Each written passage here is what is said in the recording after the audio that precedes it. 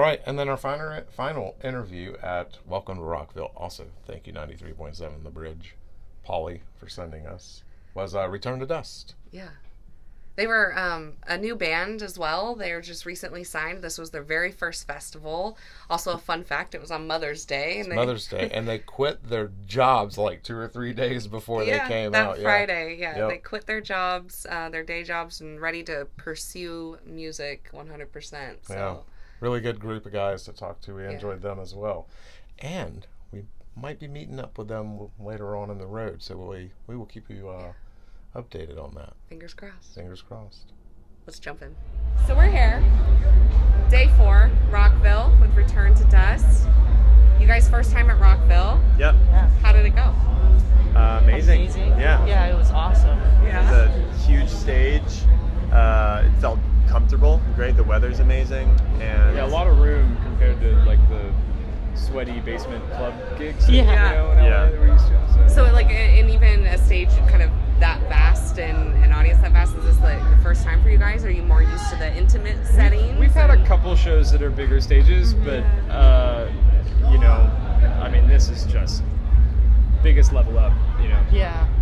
Yeah. I didn't realize how big of a thing it was until like halfway through the set. I was like, oh my god, we're at Rockville. It like kicked in I was for like, you. holy.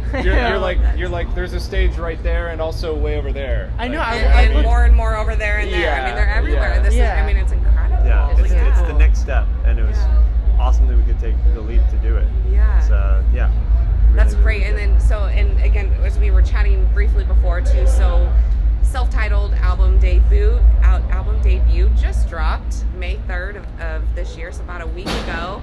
How did you guys celebrate? We played the release show. It was on the 1st, I think, and it was this little like basement club show at Madame Siam in Hollywood, in LA. Such a And good time. The energy was Yeah. amazing. Like All- one of the best, I think, the best crowd we've had. It was all of our like coworkers from our job, like, from our day job, Yeah. and like all of our like family and friends, and it was a big stark contrast because when Graham and I moved to California 5 years ago, we like had no one. We were like on our own basically. So to just like see an entire crowd full of like people that we now like love and cherish, Yeah. it was like a very stark contrast, and very fitting that it was the debut record. Yeah. Yeah. Totally.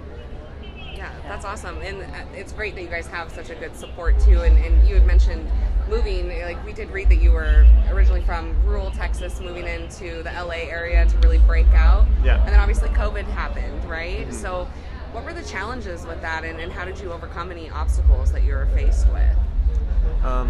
I think the main obstacle is just like loneliness and like isolation. It was like we just moved to LA and we're like, let's go meet people and like go to shows and like get our band out there. Let's go play shows. Let's do the band thing.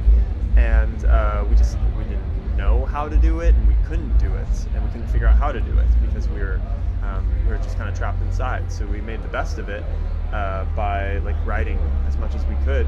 Graham and I would just like write on acoustic guitars all the time in our apartment, and we'd like send each other memos back and forth. Our producer Jim Kaufman, who just walked off, he helped us a lot. We would like send him work tapes, and he would like be like, "It's cool, it's not cool, it's cool." I feel like in that way the pandemic kind of helped. Yeah. To a large degree. I think with anything like bad that happens, you got to see like the silver lining in it. That's like, as humans, what we do is we like persevere through bad things happening to you and try and find the best of it. Yeah. And I think we did a really great job of that. And we were just saying it was really like good motivation moving out of like your parents' house and like moving to a completely foreign place, like 2,000 miles away from your home, because it was like the last thing you want to do is move back. You just want to like prove to yourself, prove to everyone that was like, you guys, or you guys are making a mistake, or you guys should stay in college, do all this. It was like you have to kind of prove to yourself that that's not the case, that you have what that you're like seeking out your dreams, Right. And we kind of mutually had that understanding. Just like prove it to yourself. We're not going to move back home. So that was a big challenge. And what a lot of the album is about is just the isolation, loneliness, and family problems with moving out and having to leave friends behind. Yeah. I love though that you take like a holistic approach seeing the challenges that COVID obviously put in front of you as you are really blossoming as a new band, but yet being able to spin that a little bit and use that time to really, work on your creativity and your craft. And, did that help kind of getting this debut album together? For sure. And I mean, yeah, it's like we were already out here doing it, and we had like set, a kind of goal, and then it felt like we were there's a roadblock put in place, but we were like, we're not going the hell back home. Like, that's not happening. That's not an option. So what can we do for this time? Because I think it also, we had a lot of conversations. It's like, when you get back home, like if you were to go back home, you're not coming back. Like, you've already, you know what I mean? You've lost at that point. Right. All the parents saying like, come back, I don't know. It just, that would have grounded us back home. We didn't want that to happen. So Yeah. So it sounds like you guys were really persistent in pursuing your dreams and really had the grit to Let's kind not get it twisted though. We did spend a lot of nights playing Smash and getting high, and it was like a lot of slacking off, because you have to like get that like self-discipline, like learning how to like grow up and be an adult, and okay, we got to pay the bills, got to get a job, we got to no food was getting made for us. We can't eat takeout every night, so we got to learn to cook for ourselves. It's all part of the process. And pay utilities, fucking get a credit card. Smash Bros is a part of the creative process. It is a part of the creative. We're gonna be honest. Absolutely. That was bonding. Yeah. Well, sure. I mean, there's bonding in that, and obviously that was an unprecedented time, I think, for a lot of people too. So coping. I mean, I totally get it. Yeah. So you guys mentioned too a lot about like kind of your families and like moving away, and it sounds like you have a really great support system and all of that. Where does your talents come from? Do your parents, are they musically inclined, or what kind of made you want to pick up an instrument? Was there a song or an album? Or should we go in order? Yeah, let's do it. I'd love to hear it from all of you.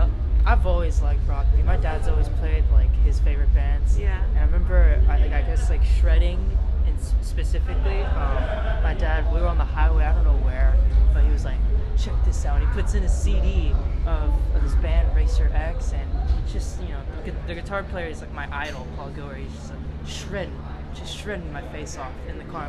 I've never heard a sound like this before, and just from there, I just loved lead guitar and shredding and just melting people's faces off. So it spoke to you then, and where you were like, I'm getting a guitar and I'm going to be like, a rock this is star. I want to do this. Yeah. And how old were you when that happened? Ish? Maybe 8. That's incredible. Oh my God. He started early. We know that. I mean, we met him when he was just turned 16. Yeah. And he was really good. So took a lot of time before then. So it makes sense, years already by then you had experience ready to shred and all of that. Mm-hmm. That's so cool. So that's how I wanted to shred. we grew up kind of playing a lot of like acoustic, like alternative, not really rock. I wouldn't consider, like, maybe to some degree, like I really like Cage the Elephant and stuff like that. But we play a lot of like Hozier and like Panic old the like Disco. folk stuff too. Yeah. Like I guess more emo stuff. Yeah. Yeah. But we played a lot of mostly acoustic stuff. We'd go to like this open mic during high school, and we small towns. There weren't like venues, bands that come through there. So we had like it was mainly like very like more like I guess vocally focused, which kind of makes sense if you really think about things. But I consider myself a singer and then a guitarist. You do the same with bass. Yeah, exactly. So both with you guys, so vocals first and then. Yeah, I mean, I think I only picked up guitar to like accompany vocals. I wanted to sing songs. And for sure. So you start singing songs, but picking up an acoustic and playing the You're chords. like the reverb in the shower doesn't cut it, Like, I need it for real. Yeah. It works for me in the shower. I don't know. Yeah. It's not great. It's not great. Yeah. And I guess I picked up bass because we needed a bassist. We needed a bassist. Yeah. and it just seemed like Matty was he's like, you play bass. Yeah. Yeah. So it just kind of naturally kind of flew in. It's whoever's better at guitar at the time gets to play guitar. Well, you played electric guitar. I didn't really play electric guitar. I was like I just like my acoustic. Beautiful acoustic ballads. Yeah. I do write a lot of ballads. I write a lot of ballads. You should see him now. He kills it on the bass. Yeah. Yeah. Yeah. Seriously. But I think there's always like lead versus rhythm, and then of course just like the bass. I mean, they're all Yeah. such critical components, For right, sure. to the sound. Yeah. So Yeah. don't undercut your talent there. The I feel bass like. means nothing. I just twiddle some strings. It's, Yeah. My favorite album doesn't have bass. It's just- Oh yeah. Yeah, The Justice for All. oh, does it really Yeah. not? There's no bass? That's crazy. Well, there Wait, is. It's what just album mixed is super that? quietly. Metallica Oh, and by Justice for Metallica, All. okay. The Yeah. bass is just like turned all the way quiet. down Yeah. because they hated him. Yeah. a lot of 90s records have a lack of low end. For Yeah, sure. Yeah, it's for sure. the nature Yeah. of it.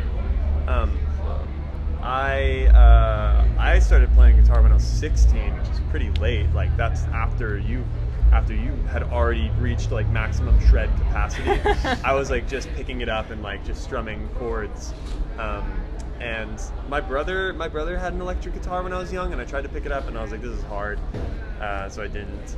And then It's too hard. And then I found it again when I was 16, and like our friend group was super like Ryan, really our best friend, he was always bringing a guitar to school, and I was like, I love like the attention you get playing songs, and I was like, I think that's so cool, and like he had such a beautiful voice, and I was like, I just want to do that. I want to be in your guys' group of guitars, as Graham and I as well. So that was a big motivation for me to want to start playing and singing. As far as like music influences, like my mom listened to a bunch of rock, like 90s rock, a bunch of like 2000s. Like she grew up during that time, so it was like a bunch of like Disturbed and like 3 Days Grace and Breaking Benjamin and that stuff. So I loved heavy music just in general. But same thing, I played a lot of like the folk. We have a large variety of music that we like, which I think helps our sound a lot because we really pull from a lot of different influences. It's not just rock. There's Right. like other things, other alternative little notes in there as well. For sure. And yeah, my dad got me into like Eric Clapton, like Aerosmith, ZZ Top, like Stevie Ray Vaughan, like all like the blues artists and whatnot, like blues guitarists, 70s shit. So yeah, I played a lot of that. We love this question. Yeah, so I come from like a pretty rock heavy household. So there's always like drums or guitars around the house. But I started playing at like 10, and then from 13 just in bands and doing the Rockville. Yeah, it's a great escape. I love the drums. Yeah. You told me one time you were gonna do skating professionally first before drums, yeah. right? Really? Yeah, that was Whoa. wild to me. So yeah, That's I dope. grew up skating like my whole life too. Yeah. Like used to compete and everything. Still skate, but can't get hurt. Yeah. I can't play. Yeah. Right. But yeah, that was the first initial plan was to be a pro skater. Yeah, that's so cool. It sounds like you guys, I mean, obviously you're up and coming, young, rising, but it sounds like music has been kind of your inclination since you were young kids. Kind of. Yeah. I mean, we were going to go to college, and I mean, we were like destined to do Yeah. that. We Yeah. thought that was the only option. And Jim, our producer, we met him in California once on a spring break trip, and he basically told us, he was like, you guys can do music if you want to. And he's like, if you move to California, drop out of college, I'll make you guys a record. And we did. Yeah, we're very, like Love that. music. Yes, in the sense that like from a young age, very musically driven, but we didn't think that we could do it seriously until, for us, out of high school. Yeah. We were like a year or two into college. You so. just, I mean, yeah, you just hear that like you'll be a drop in the bucket. You'll be Yeah. like, Everyone's trying to be a everyone wants to Yeah. do that. A one in But not a everyone million chance. wants to put in that amount of work, and it's like you really got to stand out. So we try and put in that amount of work that it's necessary. Right. Yeah. Yeah. Before I met these guys, I was gonna go to college no matter what. I was actually like, when I met them that night, I haven't played guitar. I was like, damn, like I need to practice. I'm gonna suck. Like these guys aren't gonna let me in their band. What's the point? Let me switch over to college apps right now. Yeah. Start filling these out. Yeah, it was. You did the right it was- thing. Yeah, no more college, thank God. Yeah. Yeah. Right. That was the only way to go. Yeah, you skipped that. I skipped it. Now my parents are finally okay with it. That's what's Yeah. up. So they've come around a bit then, yeah. Oh to, yeah, to your since decision. I told them like I might want to be like a producer or something. They're like, what's the point? Yeah. Yeah. Yeah. You can't fault your kids for Yeah. whatever your idea of them is going to be in the future. It'll probably be the opposite of that. You got to be okay with that. Yeah, for sure. So True, and yeah. all of our parents have really like come around to that, Yeah. which is awesome. That's great. I mean, it's so important to have that support from your Oh family. my God, yeah. Yeah, a lot of they're them are here. here. Yeah, they're here literally right over now. there. Are they really? Yeah, they Yeah, watched over us play there. our first festival set. My mom's here that's for the. fantastic. She saw us for the first time. My mom, my stepdad, and my brother saw us play for the first time Here. at Welcome to Rockville. Yeah. Yeah. That's really sick. incredible. This is the show to bring your Yeah. This is Oh, the yeah. show. Yeah. I know. Gosh. It was just sad 'cause we played for 25 minutes, and they were Yeah. like, "Why you guys didn't get an hour slot on the big stage?" And I'm like, "Fucking hold up, next time, next time, yeah." Well, yeah, and We'll get so there. I mean that I'd love to know more about. Like, I know you guys you just had your album released, which is a huge milestone, right? I mean that's no small feat, but I mean even just so far early on in your career, has there been other measures of success that you guys have like? We've made the right decision. We're pursuing this. This is our passion. I mean, was it? Being on the lineup for Rockville? Was it releasing your album or what other? That's a really good question. Yeah, that's a really. I think it's different moments in like the 2 year. Like it's just like getting endorsed by PRS. I was like, all right, there we go. Like, Right? holy- done. That's huge. That's I quit the crazy. band. Yeah. And, but I think also like driving in a van going like up to Seattle or like to Vegas was like. Like you're doing the music thing. I was right like, this. I've Yeah. dreamed of this. I've watched like documentaries of Metallica on YouTube where they're like, yeah, we slept in a van eating bologna. And I'm like, I want to do that. I dream of that. And Yeah. to have it come true. It's hard to know though, yeah, because you're right. Like there are those moments that are so good, and like you like salivate to have them. You know what I Yeah. mean? And because there are many of them, but the pendulum swings, and there's also very low moments, and like Absolutely. moments of doubt, and not just once, but many times, and it's like. more so doubt than high moments. Yeah, absolutely. Yeah. And so you kind of have to just, cut your teeth a little bit and just like you remind yourself like it won't always like there high is moments will a come. light Yeah. at the end of the tunnel. I just got to get there. Yeah. And I mean, that's true for life too. It's true Of for anything, life. Yeah, right? totally. So I mean, Exactly. that's incredible. That I don't think you're never fully sure of where you're going to be. Like no one has a crystal ball, but you just gotta like put one foot in front of the other and just keep trying to get there. And it was so unclear. Like when we were starting, we were like, I can't believe anyone that's going to say like you guys will be here where we are right now in 5 years. There's no one could have convinced me that. We were just like having fun making Yeah. music, and it was like, is it going to be a career? Am I going to go back to college? I don't know. One thing that really gave us a lot of confidence is we had one of our posts blow up on TikTok, and it like had just like 3,000 people in the comments just being like, these guys are fucking awesome, like the song rips, like you guys vocals are awesome, guitar's awesome. And I was just like, wow. That was the first time that we had seen like huge, besides friends and family, saying like your music's awesome. Yeah. And that That was was like a huge baseball bat of validation. Yeah, Truly, that I was was just, to the face. I was To just the gonna face, say, yeah. getting validation from people you have no idea, like know nothing about. It's like, whoa. And that was enough motivation, probably to like get us where we probably would have kept doing the same thing regardless. But that was insane amount of motivation to drink your own juice a little bit. Like, okay, it's good. You gotta like be confident about the stuff that you're working on. And we weren't so much before that. A lot more after that. And I feel like, I mean, we've chatted with a few other folks today too, and I feel like that might just come with a little bit of experience, and they've kind of mentioned like wiping off a little bit of that imposter syndrome of like entrusting your art and having more confidence in it and whatnot. So Yeah. I mean, I'm glad that you guys are seeing that and recognizing the response from the general public on like, these guys are killing it. Yeah. So I'm glad that gave you the motivation to continue to pursue it. Of course. So, Definitely. one more. Okay, yeah. So want to be respectful of your guys' course. time. No worries. Of course. So really quick though too, actually, I do have to say, so we've obviously been listening to your album. We were wondering, so Live Like This, that particular song on the album, we were kind of feeling a little bit of some kind of like a young, like, the Western Young Guns, or like an 80s, like, I don't know, John Bon Jovi kind of super ballad themes, or whatever. I mean, are we way off on this, or kind of what were some of your influences? That's really interesting. Along there. I could kind of see that now that you say that. I absolutely. Okay, see so that. we're not crazy. I think When I I listened to it, I was like, if they were to remake Young Guns, this needs to be the intro that introduces everybody. Yeah. I think that's one of the instances of making something that feels nostalgic when you hear it, Yes. and of like people putting their own interpretations to your stuff, which is like what you want to do. You know, you just kind of want to step back with the art and just be like, you have it, it's yours now. Like put your own like feelings, imagery, thoughts to it.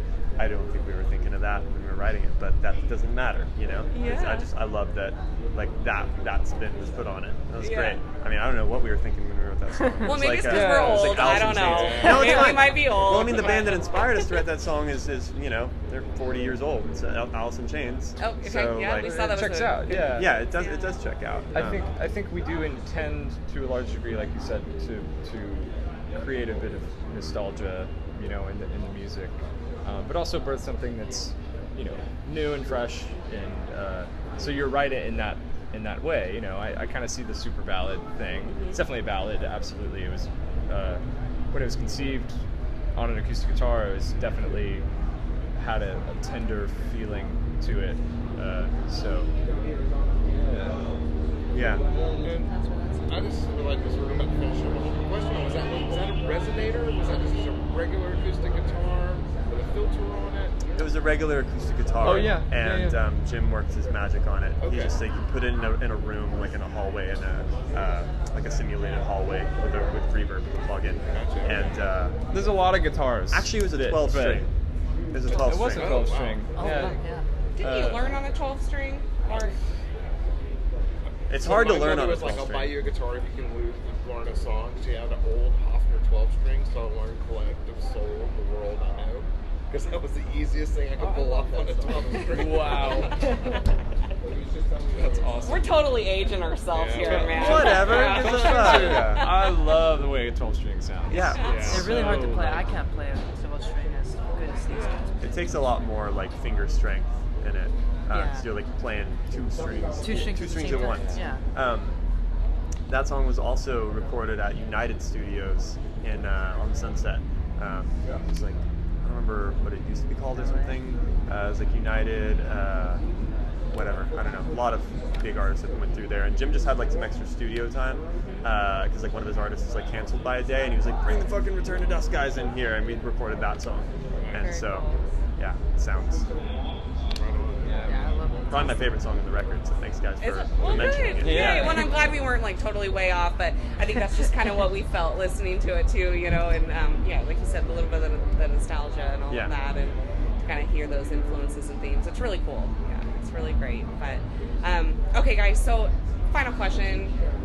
Album just dropped. You just performed your first set at Rockville. What's on the horizon that you're most excited for? Is it promoting the album, or what's next for Return There's to a Dust? tour happening. I don't know when this is releasing, so I won't say what tour, but there's a tour, Coming up. and we're really excited about it. So that's coming next. Yeah, Sonic September. Sonic Temple in a week. Yeah, I'm Yeah. excited to see Pantera. Yeah. Hell yeah. Seb, we'll get to see. Obviously let's from see. the two Pantera Yeah, shirts. from the two It was out. Pantera. Yeah, we're pretty excited. There we go. I'm really excited for Yeah. Pantera. Rock on. And I guess just promoting the album that's out right now. I mean, Yeah. it really starts here, and it's just now your music's out. Now people can go listen to a full body of work. It's time to go direct people to go listen to your full body of work right there. It's Yeah. out. It's fresh. Like, go listen to it. Yeah. And yeah, afterwards, like, it really that album really shows like the sonic evolution of the band, even just from when we were in the apartment 5 years ago writing songs on an acoustic guitar. It will like direct us to future releases. It will really show where that sonic journey is going to take us. We're always writing new material. I said at the beginning, my phone's filled with like 1,000 voice memos. His is too. We have a lot of songs, and those songs are, you know, they really tell a good story. But I'm also excited for the next chapter. Whatever, we're here to stay. So, Yeah. Well, it sounds like a lot of exciting things on the horizon. Again, congratulations on your first set here at Rockville 2024. Thank you. And also congratulations on the album. And we'll definitely be on the lookout for all things in the future. Sweet. Thank you. Yeah, thanks for having us. Thank you taking the guys time. for your time. We really Yeah. appreciate it. Yeah.